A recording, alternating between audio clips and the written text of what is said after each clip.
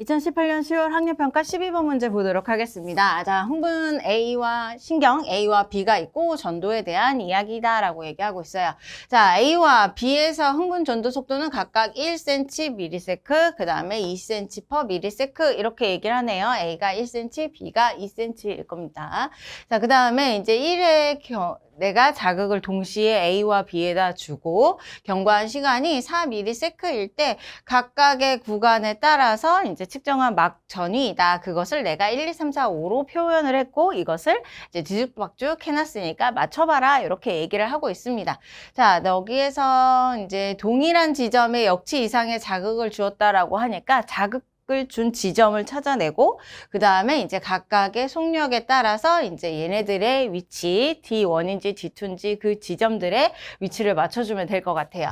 자, 가봅니다. 먼저는 과분극을 찾아줘야 되는데 자, 5번째 그 다음에 첫 번째 얘네들이 각각 과분극을 받았다. 이 얘기는 얘네들이 자극을 준 지점으로부터 이제 가장 가까운 지점에 존재한다라는 얘기고 B 같은 경우는 2cm/ms의 속력을 가지고 있고 A는 1cm/ms의 속력을 가지고 있어요. 그래서 1ms당 1cm, 2cm 이렇게 이동을 할 수가 있는데 과분극까지는 진행할 때는 3ms가 걸린단 말이죠. 그래서 내가 주어진 시간 4ms라고 한다면 1ms 동안에 진행을 한 거리에서 과분극이 일어납니다. 그래서 자, 어느 지점이 만약에 자극을 준 지점이다. 예를 든다면 자, 여기에서부터 1ms의 거리에 A로부터는 1ms 거리에 이제 과분극이 일어날 것이고 그 다음에 여기서부터 B에서는 2ms 지점에 이제 과분극이 일어날 것이다. 이렇게 얘기를 해주는 거죠.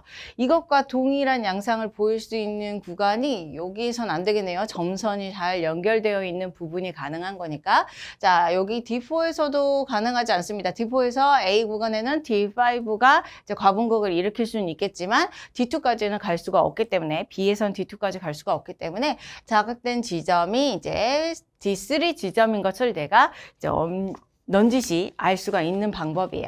자, 요렇게 알아내고요. 그 다음에 이 부분에서 둘 다 A와 B가 둘 다 -70, -70이에요. 둘 다 속도가 다른데 -70을 각각 갖는다. 요 얘기는 바로 이제 분극이 끝나버렸구나. 시간이 4ms가 지났기 때문에 자극을 준 지점이고 그 다음에 거기에서부터 4ms가 지났기 때문에 이제 분극 상태로 다시 돌아갔겠구나라는 걸 알려주는 거죠. 그러면 여기가 끝난 지점, 4지점이 바로 자극을 준 지점 D4가 되겠습니다. 자, D3죠. D3 여기 그림에서 자, D3가 되겠고요. 보게 되면 D3. 자, 그러면 여기 5번째 이 칸이 바로 A에서부터 1ms 사이의 구간인 이제 D4가 될 거고요. 그 다음에 여기가 바로 이제 2ms 구간인 1ms죠. B로부터 1ms 구간인 D2가 되겠습니다. D2 이렇게 되네요. 그러면 우리는 D5와 D1만 구하면 될 것 같은데요. 이제 구하는 방법을 알아보도록 하죠. 자, 일단은 여기에서부터 자극된 지점으로부터 A 에서 D5 같은 경우는 이제 2ms를 이동을 하게 돼요. 2ms를 이동을 하게 되면 4ms 동안에 이동을 2ms 했으니까 진행은 2ms만 하겠죠. 그래서 2ms일 때는 10이라고 하는 막전이를 갖습니다. 플러스 10이라고 하는 막전이를 갖는 이 3가 바로 D5겠구나라는 사실을 알 수가 있는 거죠. 그 다음에 이 2인 구간은 안한 구간이 여기죠. 여기. 자, 이렇게 4cm 떨어져 있는 구간이다. 그럼 이렇게 4cm 떨어져 있는 구간에서 A가 진행을 할 때에는 얼만큼 걸리겠느냐? 이제 ms당 1cm를 가니까 4ms가 걸려요. 그런데 나한테 주어진 시간이 4ms이기 때문에 아직 자극을 시작하지 못한 이 지점이겠구나라는 걸 알 수가 있어요. 그래서 여기는 이제 아직 시작하기 전 이런 상태가 되는 것이고 여기가 이제 D1이겠구나라는 사실을 알 수가 있겠죠. 자, 더 풀어갑니다. B를 채워갈 거예요. 자, 일단은 이제 70이고 -80mV 했죠. 자, 여기에 자극을 줬고 여기만큼 갔을 때 1ms만큼 이동을 했고 -80mV 과분극을 가졌습니다. 자, 대칭성이기 때문에 여기도 마찬가지로 1ms 동안의 이동 이동을 했고 여기에선 3ms의 진행을 했기 때문에 여기서도 마찬가지로 과분극이 일어났겠죠. D5에서 과분극이 일어났으니까 여기는 마이너스 80 이렇게 낼 수 있겠네요.